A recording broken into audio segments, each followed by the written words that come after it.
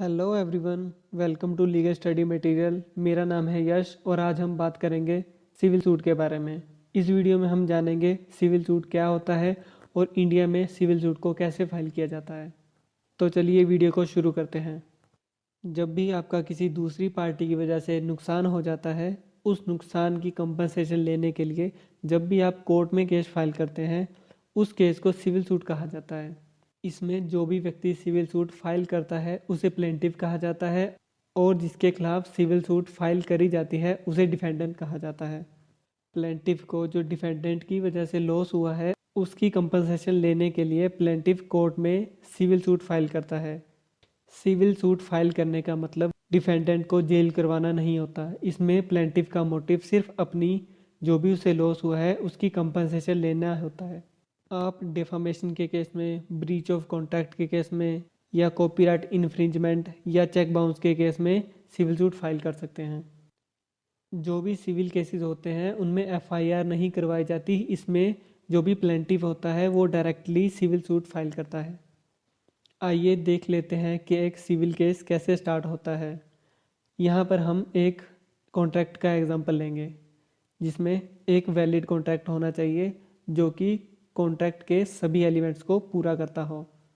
जैसे कि कॉन्ट्रैक्ट में 2 या उससे ज़्यादा पार्टीज होनी चाहिए, ऑफर और एक्सेप्टेंस होनी चाहिए, कंसिडरेशन होनी चाहिए, उस कॉन्ट्रैक्ट का कोई ऑब्जेक्टिव होना चाहिए, उस ऑब्जेक्ट में दोनों पार्टीज़ की फ्री कंसेंट होनी चाहिए और जो भी कॉन्ट्रैक्ट की पार्टीज़ हैं वो कॉन्ट्रैक्ट करने के काबिल होनी चाहिए।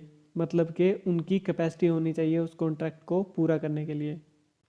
वैलिड कॉन्ट्रैक्ट के बाद जब भी पार्टीज उस कॉन्ट्रैक्ट को पूरा करने के लिए कार्य करती हैं, उस बीच में अगर किसी भी पार्टी के द्वारा उस कॉन्ट्रैक्ट का ब्रीच हो जाता है, उसकी वजह से दूसरी पार्टी को लॉस उठाना पड़ सकता है।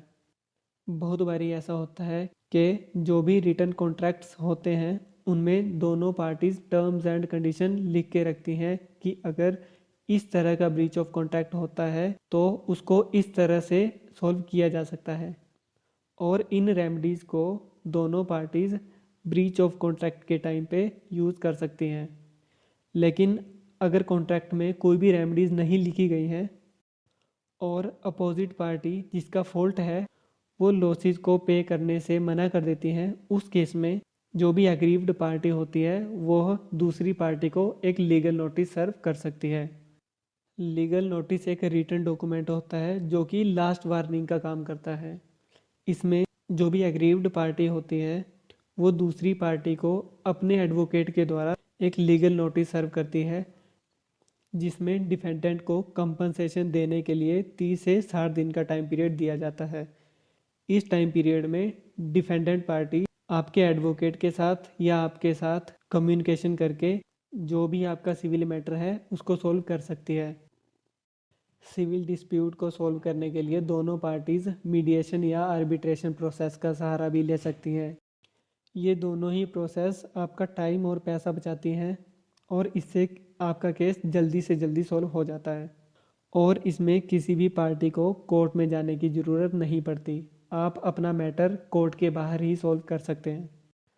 बट अगर लीगल नोटिस के बाद भी अपोजिट पार्टी कोई भी रिस्पॉन्स नहीं करती है, उसके बाद आप नेक्स्ट स्टेप के लिए जा सकते हैं जो है filing of a civil suit. हमारा जो कोड ऑफ सिविल प्रोसीजर है वो सिविल सूट से ही डील करता है। जो भी प्रोसीजर हम इस वीडियो में डिस्कस करने वाले हैं उस प्रोसीजर को सूट फाइल करने के लिए यूज़ किया जाना चाहिए। अदरवाइज़ जो भी चीफ मिनिस्ट्रल ऑफिस होता है वो आपकी सूट को स्टार्टिंग में ही डिसमिस कर सकता है। सिविल केसेस में लीगल नोटिस देना इतना इम्पोर्टेंट नहीं होता है, लेकिन फिर भी कुछ ऐसे केसेस हैं जिनमें लीगल नोटिस के बिना आप सिविल सूट को फाइल नहीं कर सकते। जैसे कि अगर आपको गवर्नमेंट के खिलाफ सूट फाइल करनी है उसके लिए आपको 60 डेज़ का प्रायर लीगल नोटिस गवर्नमेंट को देना होगा। इस 60 दिन के टाइम पीरियड के बाद ही आप गवर्नमेंट के खिलाफ सूट फाइल कर सकते हैं। सिविल कोर्ट में सिविल सूट फाइल करने के लिए हमारा फर्स्ट स्टेप है प्लेंट। जब भी आपका लीगल नोटिस में दिया हुआ पीरियड एक्सपायरी हो जाता है और जो भी अपोजिट पार्टी होती है वो कोई भी रिस्पॉन्स नहीं करती है, उसके बाद आप अपने एडवोकेट से कांटेक्ट कर सकते हैं ताकि वो आपके बिहाफ में प्लेंट फाइल कर सके। जब भी प्लेंट को लिखा जाता है तो उसमें जो भी एग्रीव्ड पार्टी होती है उसे प्लेंटिफ कहा जाता है और जो अपोजिट पार्टी होती है उसे डिफेंडेंट कहा जाता है। प्लेंट को लिखने के लिए जो भी कंटेंट यूज़ होता है आइए उसको भी देख लेते हैं। कंटेंट ऑफ प्लेंट में आप सिविल कोड का नाम, दोनों पार्टीज़ का नेम, एड्रेस और डिस्क्रिप्शन, कॉज ऑफ एक्शन मतलब कि जो भी आपका केस है उसके बारे में पूरा ब्यौरा, जो भी आप रिलीफ चाहते हैं वो, और एंड में प्रेयर। हमारा सेकंड स्टेप होगा वकालतनामा। वकालतनामा एक रिटन डॉक्यूमेंट होता है जिसमें एक पार्टी अपने एडवोकेट को ऑथोराइज करती है ताकि वो उनके बिहाफ पर कोर्ट में केस फाइल कर सके और उनके बिहाफ पर कोर्ट में प्लीडिंग्स दे सके। इस स्टेप में आप वकालतनामा देकर अपने एडवोकेट को ऑथोराइज करते हैं, और अगर आप अपना केस बिना किसी वकील के लड़ रहे हैं या अगर आप खुद ही अपने केस में प्लीडिंग्स दे रहे हैं उस केस में वकालतनामे की कॉपी लगाना ज़रूरी नहीं होता।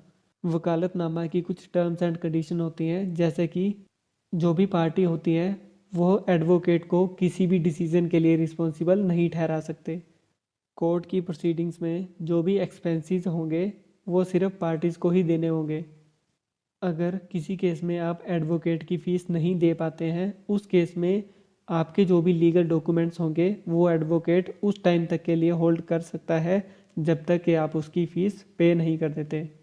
सेकंड लास्ट है कि क्लाइंट अपने एडवोकेट को प्रोसीडिंग के किसी भी स्टेज पर चेंज कर सकता है और आपके बिहाफ पर आपका एडवोकेट कोई भी डिसीजन ले सकता है जो कि आपके लिए बेनिफिशियल हो। वकालतनामा के बाद थर्ड स्टेप है सबमिशन ऑफ प्लेंट।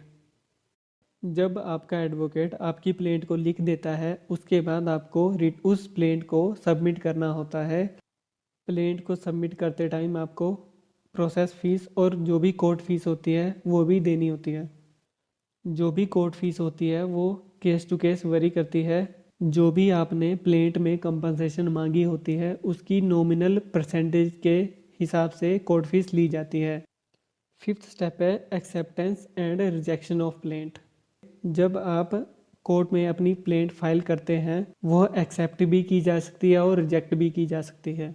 सबसे पहले प्लेंट में जो भी कंपनसेशन मांगी गई है उसके बिहाफ पे कोर्ट की ज्यूरिसडिक्शन को देखा जाता है, और अगर ऑफिसर को ये लगता है कि जो भी आपने कंपनसेशन मांगी है वो इस कोर्ट की ज्यूरिसडिक्शन के बाहर है, उस केस में वो आपकी प्लेंट को रिटर्न कर देंगे और इसके बारे में प्लेंटिफ को बताया जाता है ताकि वह उस प्लेंट को ऐसे कोर्ट में पेश कर सके जिसकी ज्यूरिसडिक्शन में वो कंपनसेशन आती है। कोर्ट आपकी प्लेंट को कुछ ग्राउंड्स पे रिजेक्ट भी कर सकता है, जैसे कि अगर आपने प्लेंट में कॉज ऑफ एक्शन को अच्छी तरह से डिफाइन नहीं किया है, अगर आप कोर्ट फीस या स्टैंप ड्यूटी को पे करने में फेल हो जाते हैं, और अगर जो भी आपकी सूट है या जो भी आप मुकदमा दायर कर रहे हैं वो लिमिटेशन एक्ट के अकॉर्डिंग बार्ड हो चुका है। सुप्रीम कोर्ट की एक जजमेंट भी थी जिसमें सुप्रीम कोर्ट ने ये कहा था कि जो भी प्लेंट होती है उसे पोर्शन में रिजेक्ट नहीं किया जाना चाहिए बल्कि प्लेंट को पूरी तरह से रिजेक्ट किया जाना चाहिए। प्लेंट रिजेक्ट हो जाने के बाद भी प्लेंटिफ अपनी प्लेंट को दोबारा तैयार करके एक फ्रेश सूट को फाइल कर सकता है। नेक्स्ट स्टेप है सर्विसेज ऑफ समन। अगर आपके द्वारा बनाई हुई प्लेंट कोर्ट के सभी क्राइटेरिया को पूरा करती है उस केस में कोर्ट आपकी प्लेंट को एक्सेप्ट कर लेता है और उसके बाद डिफेंडेंट को सम्मन्स इशू किए जाते हैं जिसमें उसे इत्तला दी जाती है कि उसके खिलाफ कोर्ट में एक सिविल सूट फाइल हो चुकी है। सम्मन की सर्विसेज के लिए प्लेंटिफ को फीस सबमिट करनी होती है और पर डिफेंडेंट प्लेंट की 2 कॉपी सबमिट करवानी होती है, जिसमें प्लेंट की एक कॉपी सम्मन्स के साथ अटैच करके स्पीड पोस्ट की जाती है और प्लेंट की सेकंड कॉपी को ऑर्डिनरी पोस्ट के द्वारा डिफेंडेंट को सेंड किया जाता है। अगला स्टेप है अपीयरेंस ऑफ पार्टीज़। जो भी सम्मन्स की सर्विसेज की जाती है उन सम्मन्स में एक फिक्स डेट दी जाती है जिसमें पार्टीज़ को कोर्ट में पेश होना होता है और डिफेंडेंट को उस दिन रिटन स्टेटमेंट के साथ कोर्ट में अपीयर होना होता है। नेक्स्ट स्टेप है एक्स पार्टे ऑर्डर। कुछ ऐसी कंडीशंस हैं जिनमें कोर्ट डिफेंडेंट पार्टी को बिना सुने प्लेंटिफ के फेवर में ऑर्डर पास कर सकता है। जैसे कि अगर डिफेंडेंट रिटन स्टेटमेंट को गिवन टाइम में फाइल करने में फेल हो जाता है। सेकंड है अगर डिफेंडेंट कोर्ट की प्रोसीडिंग में अपीयर ही नहीं होता। इन दो कंडीशन में कोर्ट एक्स पार्टे ऑर्डर दे सकती है। इसके बाद एक स्टेप होता है इंटरलोकेटरी ऑर्डर्स। सिविल लिटिगेशन में केस को डिस्पोज ऑफ करने के लिए एक लंबा टाइम पीरियड लग सकता है, इसलिए सिविल कोर्ट प्रोसीडिंग्स के बीच में ही कुछ ऑर्डर्स को पास कर देती हैं जिन्हें इंटरलोकेटरी ऑर्डर्स कहा जाता है। इंटरलोकेटरी ऑर्डर्स में कोर्ट कई सारे ऑर्डर्स पास कर सकती है, जैसे कि arrest and attachment before judgment, temporary injunction, appointment of commissioner, appointment of receiver. Next step है मान लीजिए जो भी सर्विसेज ऑफ सम्मन हुई थी उसमें डिफेंडेंट को ये इत्तला हो चुकी है कि उसके खिलाफ एक सिविल सूट फाइल हो चुका है। जिस दिन भी डिफेंडेंट को सम्मन की सर्विसेज पूरी हो जाती है उस डेट से 30 दिन के अंदर डिफेंडेंट को कोर्ट में रिटर्न स्टेटमेंट फाइल करनी होती है। रिटर्न स्टेटमेंट एक रिटर्न डॉक्यूमेंट होता है जो कि प्लेंट का रिस्पॉन्स होता है। इसमें डिफेंडेंट प्लेंट में जो भी क्लेम्स दिए गए हैं उन्हें या तो एक्सेप्ट करता है या डिनाई करता है। रिटर्न स्टेटमेंट में ही डिफेंडेंट सेट ऑफ या काउंटर क्लेम भी कर सकता है। और अगर इस 30 दिन के टाइम पीरियड में अगर डिफेंडेंट रिटर्न स्टेटमेंट को कोर्ट में सबमिट करने में फेल हो जाता है तो उसके लिए वो कोर्ट से एक्स्ट्रा टाइम भी ले सकता है, जिसमें कोर्ट उसके रीज़न को रिकॉर्ड करेगी और उसे 90 डेज़ का एक्स्ट्रा टाइम पीरियड दे सकती है रिटर्न स्टेटमेंट को फाइल करने के लिए। हमारा 11th स्टेप है रेप्लिकेशन। रेप्लिकेशन रिटर्न स्टेटमेंट का रिप्लाई होता है जो कि प्लेंटिफ के द्वारा दिया जाता है। जब डिफेंडेंट ने रिटर्न स्टेटमेंट में कोई फैक्ट्स मेंशन किए होते हैं तो रेप्लिकेशन में प्लेंटिफ को वो स्टेप एक्सेप्ट या डिनाई करने होते हैं। अगर प्लेंटिफ रिटर्न स्टेटमेंट में दिए हुए फैक्ट्स को डिनाई नहीं करता है तो ये समझा जाएगा कि प्लेंटिफ ने उन फैक्ट्स को एक्सेप्ट कर लिया है। अगला स्टेप है फाइलिंग ऑफ नेसेसरी डॉक्यूमेंट्स। रेप्लिकेशंस के सबमिट हो जाने के बाद कोर्ट दोनों पार्टीज़ को अपने जो भी नेसेसरी डॉक्यूमेंट्स हैं उनको कोर्ट में सबमिट करने के लिए कह सकती है।